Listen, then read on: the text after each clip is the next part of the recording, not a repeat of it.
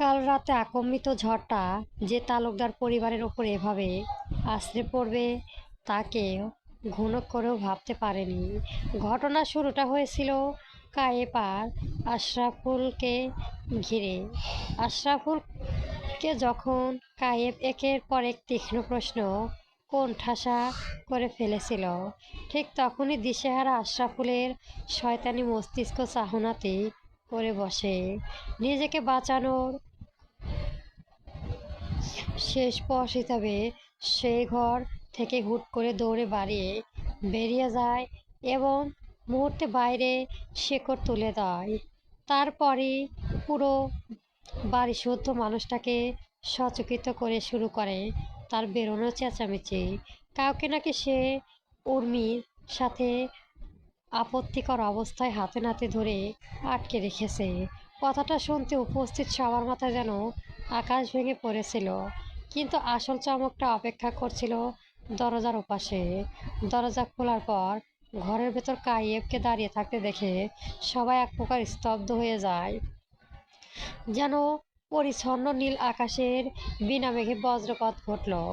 এরপর কত শত প্রশ্ন, তর্ক বিতর্ক আর জেরা চলল, কিন্তু পরিস্থিতি এমন চাইলেও কেউ কায়েব বা উর্মি কোনো যুক্তি বিশ্বাস করতে পারল না।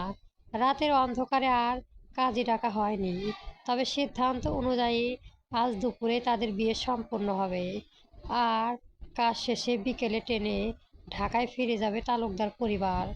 সর্বোত্তম বাড়ি ফিরেই কুহুর মুখ থেকে এসব খবর শুনতে থমকে গেল কলরব। মাথায় যেন একসাথে অনেকগুলো চিন্তার ভিড় করলো তার। নিজেকে সবকিছু সামলে নিয়ে গম্ভীর গলা শুধালো, নির্জানা কোথায়? বাড়ি এসেছে না? কুহু নিচু গলায় বলল, হ্যাঁ আপু তো ভোরই বাড়ি চলে এসেছে। কলরব শুধু আলতো করে মাথা নেড়ে ভেতরের দিকে চলে গেল। কায়েব আর উর্মি এই অনাকাঙ্ক্ষিত অঘটন নিয়ে বাড়ির সবাই এতটাই উদ্বিগ্ন ও ব্যতিব্যস্ত যে কাল রাতে নির্জানা আর কলরবের মাঝে কি ঘটে গেছে তা তারা কোথায় ছিল সেসব নিয়ে মাথা ঘামানোর ফুসরত কারণেই। তবে আসল সমস্যা বেঁধেছে মাজহাকে নিয়ে। তিনি কিছুতেই এই বিয়ে পরিস্থিতি মেনে নিতে পারছেন না। ক্ষোভে কেঁদে কেঁদে নিজের অবস্থা একেবারে করুণ করে ফেলেছে। আন্তাসা, আলেখা সবাই মিলে তাকে ঘিরে ধরে সান্ত্বনা দেওয়ার আপ্রাণ চেষ্টা চালিয়ে যাচ্ছে, কিন্তু কোনো কিছুতে তার মন শান্ত করা যাচ্ছে না। বাড়ি জুড়ে একটা থমথমে নীরবতা চেয়ে আছে। চলুক, নৌকা নিয়ে ঘুরে আসুক। কানের এত কাছে হঠাৎ পরিচিত কণ্ঠটা বাজতেই আঁতকে উঠল কুহু। ধক করে ওঠা বুকটা সামান্য পিছিয়ে গেল। অবাক চোখে তাকাতেই নজরে এলো অভিনব। কুহুকে অমন ভ্যাবাচাকা খেয়ে তাকাতেই দেখে অভিনব একটি অপ্রস্তুত হওয়ার ভান করে বলল, আমিন বলতে চাইছি চলুন নৌকা করে নদীটা থেকে একটি ঘুরে আসি। এমন একটা থমথমে উত্তপ্ত পরিস্থিতিতে একটা মানুষ কিভাবে এতটা উদাসী আর ফুরফুরে মেজাজে এমন কথা বলতে পারে তা কুহুর মাথায় ঢুকলো না। সে রীতিমতো বিরক্ত হয়ে চড়া গলায় বলল, আপনার কি মাথা খারাপ হয়েছে? এই অবস্থায় কে ঘুরতে যায় বলতে পারেন? অভিনব বেশ সহজ সুরে বলল, কেন শোনোনি? আজ বিকেলে তো আমরা সবাই ঢাকা ফেরত চলে যাচ্ছি। তা আজ না গেলেই নদীতে আর যাব কখন? তো যাওয়ার দরকার নেই। এভাবে বলবেন না তো, আমি ভীষণ কষ্ট পাবো কিন্তু। অভিনব ঠোঁট উল্টে করুণ মুখ করার অভিনয় করলো। ও চোখ মুখ কুঁচকে বলল, তাতে আমার কি করার আছে? তাহলে বরং একটু গান বাজনার ব্যবস্থা করুন। বিয়ে বাড়ি বলে কথা, মরা বাড়ির মতো নিস্তব্ধতা ভালো লাগে বলুন? আমি খুব ভালো নাচতে পারি। কুহু আর কোণে প্রতি উত্তর দেওয়ার প্রয়োজন বোধ করল না। তার মেজাজ ততক্ষণে সপ্তমে চড়ে বসেছে। তীব্র বিরক্তি নিয়ে মুখ ফিরে সে পাশ কাটিয়ে চলে যেতে চাইল। ঠিক তখনই পেছন থেকে অভিনবের কণ্ঠ ভেসে এলো, আমার সাথে কিন্তু আপনার আর কখনো দেখা হবে না। কুহু পায়ের গতি কিছুটা শর্ট হলো। অভিনব বলল, আমি নির্জানাদের বাড়িতে মাত্র 1 সপ্তাহের জন্য এসেছিলাম। এখান থেকে ফিরে লন্ডনে চলে যাব ফুপুর বাসায়। ওখানে অনেক দিন থাকতে হবে। কথাটা শুনেই কুহু থমকে দাঁড়িয়ে পেছনে ফিরে তাকালো। গলার স্বরটা উদাসীনতা ঢেকে দিতে বলল, তাতে আমার কি? অভিনব হালকা একটু হাসলো, তার চোখের কোণে দুষ্টুমি।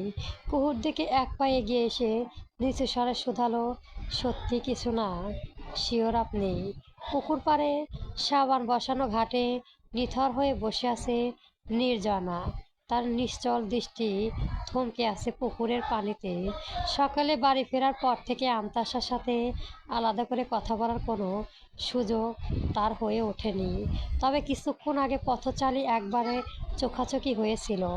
আমতাসা যেভাবে তীব্র আক্রোশে আর ক্রুদ্ধ নজরে তার দিকে তাকিয়েছিল, তার পেছনে কারণটা নির্জানা খুব ভালো করে জানা। কিন্তু সময়ের এই কঠিন অবর্তে দাঁড়িয়ে কি করবে সে? চিন্তায় তার মাথার রগগুলো যেন ফেটে যাচ্ছে। আমতাসার মুখোমুখি হয়ে কি বলবে তা কিছুই ভেবে পাচ্ছে না। হঠাৎ পেছনে কারো পদশব্দ উপস্থিত টের পেয়ে নির্জানা বিরক্তি ভরা গলায় বলল, অভিনব, একদম জ্বালাবি না বলছি, নয়তো এক থাবায় তোর চুল টেনে ছিঁড়ে দেব। তোকে না একবার বললাম আমার মেজাজ ভালো নেই। ঠিক তখনই একটা গভীর দীর্ঘশ্বাস শব্দ কানে এলো। মুহূর্তে নির্জানার সমস্ত শরীর শিউরে উঠল। সে মারাত্মক একটা ভুল করে ফেলেছে। পেছনে দাঁড়িয়ে থাকা মানুষটা অভিনব নয়, কলরব। তরিং বেগে বসা থেকে উঠে দাঁড়ালো সে। পেছনে তাকাতেই দেখলো কলরব ঘাট ধারে এক ধাপ নিচে নেমে এসেছে। তার চোখে মুখে অস্বাভাবিক কঠিন দৃষ্টিতে তীক্ষ্ণতা ভয়ে নির্জানা এক পা পিছিয়ে গেল। নিজেকে সামলে নেওয়ার ব্যর্থ চেষ্টা করে ডান হাতে তর্জনী উঁচিয়ে বলল, দে দেখো। কথাটা শেষ করার অবকাশই দিল না কলরব। নিঃশব্দে সে আরও এক ধাপ সামনে এগিয়ে এলো। নির্জানা আতঙ্কে সিঁড়ি বয়ে আবারও এক ধাপ পেছনে হাঁটলো। কলরব সামান্য ঝুঁকে শান্ত গলায় বলল, আঙুল নিচে বেবি। কি হলো? হঠাৎ মুখ বন্ধ হয়ে গেল যে? মুখ দিয়ে কথা বের হচ্ছে না না? নির্জানা চট করে আঙুল নামিয়ে নিল। কলরব এক দৃষ্টিতে বিঁধে রেখেছে তার দৃষ্টি। সেই চাওয়ার তীব্রতায় নির্জানা ভেতরের সব অনুভূতি তোলপাড় হয়ে যাচ্ছে। আষ্টতায় নির্জানা দম বন্ধ হওয়ার উপক্রম। ছেলেটা এভাবে তাকাচ্ছে কেন?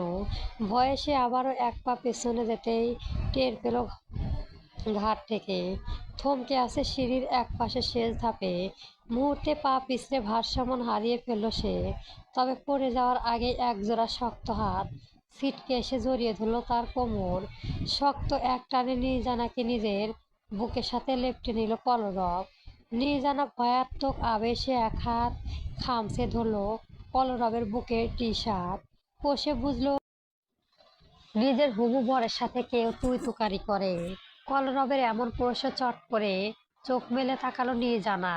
দেখলো কলরবের ঠোঁটের কোণে বাঁকা হাসি ঝুলেছে। নির্জানার সঙ্গে সঙ্গে মুখ ফিরিয়ে নিয়ে বলল, কেউ তো নিজের বউকেও তুই তুকারি করে। সে আর কলরবের দিকে তাকালো না, চোখ সরিয়ে রাখলো পুকুরের পানির দিকে। কলরব মৃদু হেসে বলল, ওহ এই ব্যাপার। তা কেউ তো আবার নিজের স্বামীকে ডিভোর্সও দিতে চায়। কেউ তো আবার বউকে ডিভোর্স দিতে চাইতো। কেউ তো এখনো চাইছে। দোস্ত তারই। অস্বীকার করছে কে? কলরব শান্ত। নির্জানার কোনো প্রতি উত্তর দিল না। কিছুটা সময় নীরব থেকে কলরব নিচু স্বরে শুধালো, এত সাহস কিভাবে হলো তোর? কাগজে কি লিখে এসেছিস? নির্জানা চিবুক উঁচিয়ে বলল, বেশ করেছি। তাহলে আমি এখন কিছু একটা করি। কলরবের চোখের চাহনি আর গলার প্রচণ্ড হুমকি বুঝতে এক মুহূর্ত লাগলো না নির্জানার। আতঙ্কে তার বুকটা ধক করে উঠল। আঁকড়ে ধরা টি শার্টটা আরো শক্ত করে খামচে ধরে তাড়াহুড়ি করে বলে উঠল, একদম না কলরব। আমি কিন্তু সাঁতার জানি না। কলরব ভাবলে শীত মুখে বলল, তাতে কি? ডুবে মরে যা। আমরা তোর উপরে গিয়েও কথা বলতে পারবো, তাই নাকি? আমার সাথে এতদিন পর আমার সাথে কথা বলতে কেউ আগ্রহী হবে? মোটেও না। নির্জান আবার মুখ ফিরিয়ে নিল। কিছুক্ষণের নীরবতা ভেঙে কলরব ব্যাকুল গলায় বলল, আমাকে একা ফেলে চলে আসলি? তুমি নিজেও তো আমাকে ফেলে গিয়েছিলে। আমি তোকে নিজের ঘরে রেখে গিয়েছিলাম, ছেড়েতে গিয়েছিলে। কলরব বলল, তা কি সব শোধ নেওয়া শেষ হলো, নাকি এখনো কিছু বাকি আছে? নির্জানা বলতে গেল, দেখো তুমি। কথাটা শেষ করার আগে নির্জানা টের পেল কলরবের শক্ত বাঁধনটা হঠাৎ আগলা হয়ে গেল।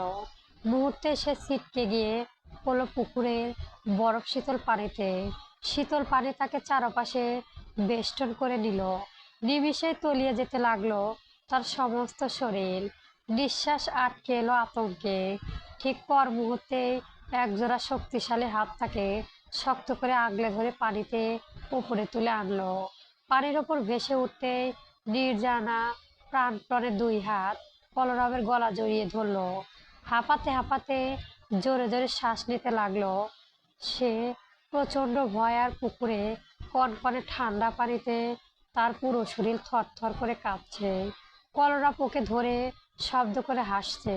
কলরবের ওই হাসি দেখে নির্জানার মেজাজ একবারে সপ্তমে চড়ে গেল। দাঁতে দাঁত চেপে বিরক্ত গলায় বলল, কি করছো তুমি? হ্যাঁ? কলরব নির্জানার জিভে যাওয়া মুখের দিকে তাকিয়ে সহজ গলায় উত্তর দিল, গোসল করছি। গোসল করা তো উচিত, তাই না? দিনটা শুক্রবার, জুমার নামাজের পর বেশ শিবসান আয়োজনে কাইয়েপের বিয়েটা সম্পন্ন হয়ে গেল। চারপাশের সবকিছুই যেন এক বিভ্রান্তিকর ঘোরের মতো কেটে যাচ্ছে। বিয়ে শেষ হতে কাইয়েপের সবার প্রথম দেখা করতে গেল আনাইনার সাথে। ওদের জন্য বরাদ্দ করা ঘাটেতে একটা বসেছিল মেয়েটা। আনাইয়া কাঁদছিল না ঠিকই, তবে তার সারা মুখে জমেছিল পাহাড় সমান বিষাদ আর থমথমে মেয়ে। এমন পরিস্থিতিতে ওর মুখ ভার না থাকাটাই বঞ্চন অস্বাভাবিক হতো। কায়েব কিছুক্ষণ দরজার চৌখাটে নিঃশব্দে দাঁড়িয়ে রইল। আনাইনা প্রথম নীরবতা ভেঙে নিচু স্বরে বলল, আসুন। কায়েব ধীরে পায়ে এগিয়ে গিয়ে তার সামনে গিয়ে দাঁড়ালো। কায়েবের চোখের দিকে সরাসরি তাকাতে পারল না আনাইনা। হুট করে ভেতর থেকে এক অবাধ্য অনুভূতি মাথা চাপা দিয়ে উঠল, যা সে মানুষটাকে দু হাতে জড়িয়ে ধরে হাওমাও করে কেঁদে উঠল। নিজেকে সামলে নিয়ে কায়েব অত্যন্ত নিচু গলায় বলল, বুঝতে পারি। আনাইনা আলতো করে মাথা নাড়ালো। এরপর বেশ কিছুক্ষণ এক থমথমে নীরবতা গ্রাস করে রইল ঘরের পরিবেশ। নীরবতা ভেঙে কায়েব বলল, সেই দিন সে উড়ন্ত পাখি ঝুলন্ত লেজ আইডিয়াটা তাহলে আপনারই ছিল? মানে, অদ্ভুত একখানা নামের মানে কি বলুন তো? আনাইনা জোরপূর্ণ হেসে লয়, আপনার সাথে একটু মজা করার জন্য আইডিয়াটা খুলেছিলাম।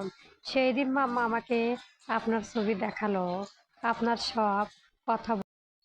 কৌতূহল সামলাতে না পেরে ফেসবুকে আপনার নাম লিখে সার্চ করতেই আইডিটা পেয়ে গেলাম, এই আর কি। আনাইনা সাধারণ এত নিচু বা নিস্তেজ স্বরে কথা বলো না। ওর ওই নিঃশব্দ রূপ দেখে কাইয়েপের ভেতরে অপরাধবোধ স্বস্তির ডানা বেঁধে উঠল। সে কথা ঘোরাতে বলল, আমি সেদিন জিজ্ঞেস করতেই ভুলেই গিয়েছিলাম আপনার সে হারিয়ে যাওয়া বিড়ালটাকে পেয়েছিলেন। হ্যাঁ, 2 দিন পর পেয়েছিলাম। কাইয়েব মুখ নিচু করে বলল, I am really sorry Anaya. আপনি সরি বলবেন না প্লিজ। এতে আপনার তো কোনো দোষ ছিল না। কায়েব আনাইনার দিকে তাকিয়ে শোধালো, আপনি আপনি সত্যি আমাকে বিশ্বাস করেছেন? আনাইনা চোখ তুলে বলল, কেন যে আপনাকে এতটুকু অবিশ্বাস করতে ইচ্ছে করছে না। কথাটা শুনে কায়েব কিছুক্ষণের জন্য পুরো স্তব্ধ হয়ে গেল। মাথায় আপাতত কোনো বাক্যই খুঁজে পাচ্ছিল না সে। আনাইনয় আর কথা বাড়ালো না, দৃষ্টি নামিয়ে নিচের দিকে চেয়ে রইল। স্বস্তিকর পরিবেশটা কাটাতে কায়েব বসা থেকে উঠে দাঁড়ালো। দুপুরে খাবে তো? চলুন নিচে চলুন। একদমই ইচ্ছে করছে না। অন্তত খাবারের উপর রাগ করবেন না। আমার তো রাগ হচ্ছে না। কাইব দরজার দিকে পা বাড়িয়ে বলল, পারলে পারলে আমাকে ক্ষমা করে দেবেন। আনানা নীরব রইল, কোনো উত্তর দিল না। কাইব যখন এক প্রকার ঘর ছেড়ে চলে যাচ্ছে, ঠিক তখনই পেছন থেকে আনাইনা আচমকা বলে উঠল, আপনি কি এই বিয়েটা মেনে নিয়েছেন? কাইব দরজার কাছে থমকে দাঁড়ালো। আপনার কথা ঠিক বুঝতে পারলাম না। মানে, আপনি ওই মেয়েটার সাথে সংসার করবেন? বিয়েটা তো হয়ে গেছে আনাইনা। আনাইনা একদম নিস্তেজ গলায় বিড়বিড় করলো। ও। কাইয়েপ আর কথা বাড়াল না, ঘর থেকে বেরিয়ে গেল। আনাইয়া অপলক চোখে চেয়ে রইল কাইয়েপের চলে যাওয়ার পথের দিকে। আস্তে আস্তে চোখের দৃষ্টি ঝাপসা হয়ে আসতে লাগলো। নোনা জলে ভরে উঠল চোখের কোণ। আচমকাই ওর মন জুড়ে এক তীব্র উপলব্ধি নাড়া দিয়ে উঠল। এই ছেলেটাকে কি সে শুধুই সাধারণ পছন্দই করতো, নাকি পছন্দর গণ্ডি পেরিয়ে কখন যে অনেকটা ভালোবেসে ফেলেছিল? দুপুরের পরপরই তাড়াহুড়া আর থমথমে আবহের মধ্যে ঢাকার উদ্দেশ্যে রওনা হলো সবাই। এই পুরাটা সময় আমতাসা নির্জানার সাথে একটা কথাও বলেনি। না কোনো ভালো কথা, না কোনো রাগ বাক্য। একদম বরফের মতো জমাট বাঁধা গম্ভীর এক মুখ করে রয়ে গেছেন তিনি। যাওয়ার ঠিক আগ মুহূর্তে উর্মি শেষবারের মতো দেখা করতে গেল কাশেম তালুকদারের সাথে। বৃদ্ধা মানুষটা অনেকক্ষণ তাকে বুকের সাথে জড়িয়ে ধরে অঝরে কাঁদলো। উর্মির মস্তিষ্কে যে কিছুতেই এক বাস্তবতা মানতে পারছে না। চারপাশে সবকিছু বিষাদময় এক ঘোর বলে মনে হচ্ছে তার।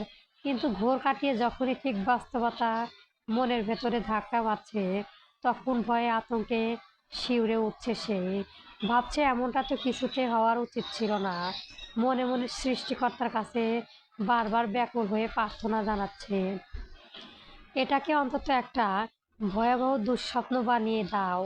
চলন্ত ট্রেনে কাইয়েফের মুখোমুখি সিটে বসে আছে উর্মি, আর তার পাশেই নির্জানা।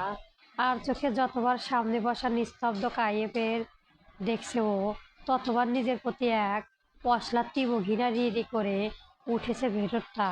তার জীবনটা এমন অভিশপ্ত কেন? যার জীবনে সে যার, তার জীবনটাই সে ধ্বংস হয়ে যায়। ভাবতে ভাবতে আবারও দুটো নোনা জলে ঝাপসা হয়ে এলো। ঠিক তখনই চোখের সামনে পুরো পৃথিবীটা যেন এক পাক খেয়ে দুলতে শুরু করলো।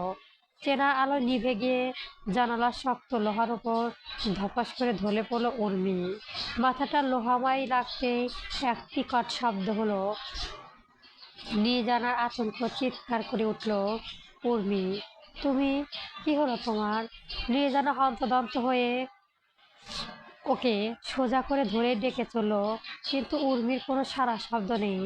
এতক্ষণ জানালার বাইরে নির্লিপ্ত দৃষ্টিতে তাকিয়ে থাকা কায়েপের ধ্যান ভাঙল নিয়ে জানার চিৎকারে। সে চমকে উঠে জিজ্ঞেস করলো, কি হয়েছে? নিয়ে জানা ভয়াক্ত কণ্ঠে কায়েপের দিকে তাকিয়ে বলল, ও তো জ্ঞান হারিয়ে ফেলেছে। গল্পটি কেমন লাগে অবশ্যই কমেন্ট বক্সে জানাবেন। আর পরবর্তী গল্প পাওয়ার জন্য আমার চ্যানেলটি সাবস্ক্রাইব করে রাখবেন। ধন্যবাদ। গল্প এই অবেলায় চলবে।